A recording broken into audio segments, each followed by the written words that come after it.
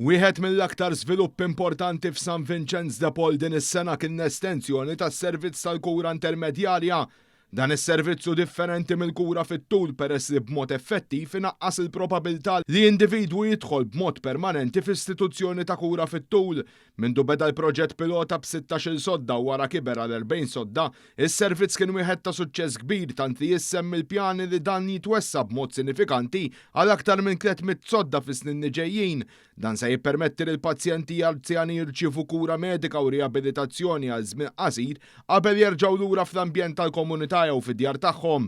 Din il-kura intermedjarja tipprovdi rabt essenzjali bejn il-kura fis-sptarijiet akuti u kura fil-komunità.